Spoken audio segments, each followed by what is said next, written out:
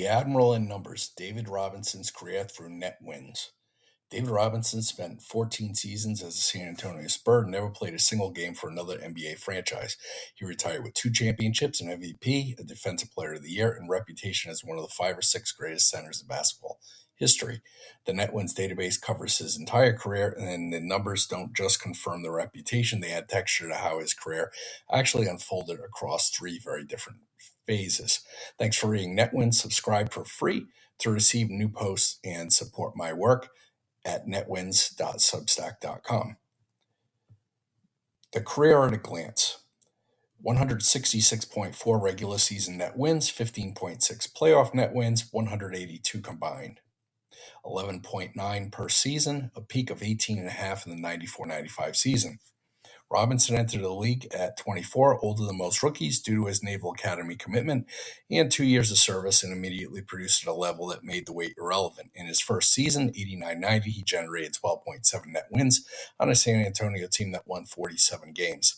That's not a promising rookie season. That's a franchise player ready to go. His prime years from ages 25 to 30 are among the most sustained elite stretches in this database. Across 7 seasons with at least 60 games played in that window, Robinson averaged 15 net wins per season, a figure that by the trade formula would command supermax money in any era of the game. 4 of those seasons crossed the 15 net win threshold. At his absolute best, he posted 18.5, a number only a handful of players in the history of this database have matched in any single season.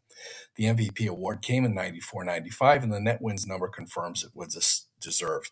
To put 18.5 in context, in the summer of 26, the most productive center in the free agent market was DeAndre Ayton at 6.4. Walker Kessler, who just signed a $130 million contract, has a career high of 4.6. Robinson produced more than 4 Kesslers worth of value in a single season in his prime. His peak trade value, the formula that multiplies net wins by an age multiplier, actually came in 90-91 at age 25 before his statistical peak, a trade value of 17.1. This is one of the highest trade value ratings in the database for any center, reflecting that rare combination of elite production at an age when the aging curve still adds significant forward-looking value. Thanks for reading Net Wins. This post is public, so feel free to share it. The 96-97 season is the one asterisk in Robinson's prime. 6 games, a back injury, 1.1 net wins. It's the only season in his career that looks like a different player. What makes 97-98 remarkable in this context is what came next. A 32-year-old Robinson returning from injury with Tim Duncan now in the full press produced 14.7 net wins, one of the highest post-injury comeback seasons in the database for a player his age. The 98-99 season's nearly comparable, 49 games due to the lockout, 7.6 net wins, but the per game rate beyond that figure actually holds up reasonably well. A full 82 game extrapolation would have projected 12 to 13 net wins, which is consistent with the tail of his prime rather than a sudden decline.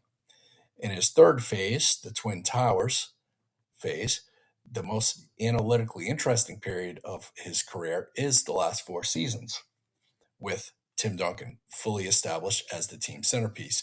Robinson's net wins during that stretch were 11.4, 10.2, 8.9, 6.5. These are numbers that look like decline, and in one sense they are, but the context demands acknowledgement.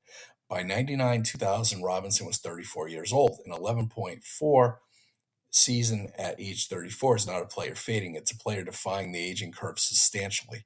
The 10.2 at age 35 compares favorably to nearly every center in the current market, including ones on large multi-year contracts. His final season, 6.5 at age 37, was produced on 64 games while serving a defined, reduced role on the team that would win the championship in June. The net wins number tells you something important about how those final years worked. Robinson didn't displace Duncan or fight for positioning in the hierarchy. He accepted a complimentary role and produced at that level consistently, which is why the Twin Towers pairing worked. 2 players competing for the same identity would have been dysfunctional. Robinson stepping into the role of Hall of Famer who earned the right to be the second option created something different.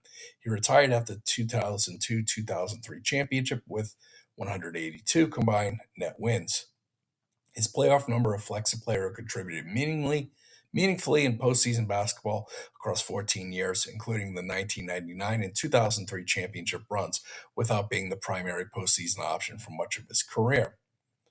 So, what do the numbers say about his legacy? The conventional debate around Robinson's historical ranking usually centers on one question: is he a top 5 all time center or a top 10?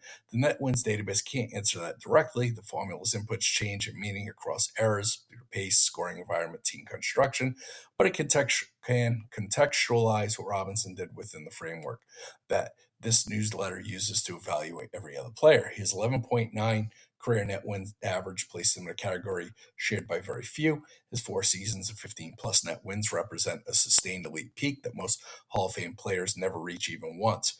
His 18.5 peak is the kind of number that, applied retroactively to the modern market at $4.11 million per net win, would command a $76 million annual salary, more than any player currently earns in any era's terms.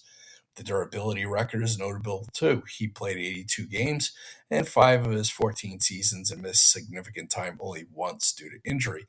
He averaged 74 games per season across his career, well above the modern averages for centers, which have tended toward 55 to 56 games. In an era where the Robert Williams and Walker Kessler durability concerns define center market conversations, his combination of production and availability was genuinely exceptional. One of the harder things for a single number metric to capture is the shape of a career. Robinson didn't have one transcendent season surrounded by good but not great ones. He had season he had a 4 season prime that was all-time caliber, bookended by an excellent arrival phase and a graceful, still productive decline. The variance in his career net wins from age 24 to 35, excluding the injury years, is remarkably low for an elite player. He was simply good, then great, then very good, then good across a decade and a half. The 97-98 comeback season is perhaps the most underappreciated single season in his career, coming off a year in which he played 6 games, producing at that level at 32 with Duncan not on the roster, creating an entirely different defensive and offensive responsibility set, speaks to something that net wins can measure but not fully explain: the character of a player who rebuilt his game around a new role without complaint and was still elite by any reasonable standard while doing it. The Admiral, 182 net wins, one franchise. The numbers agree with the history books. The net wins database is located at willf123 at github.io/NBA-net-wins. The net wins formula and all written content are original works. All rights are reserved. Thank you for your time.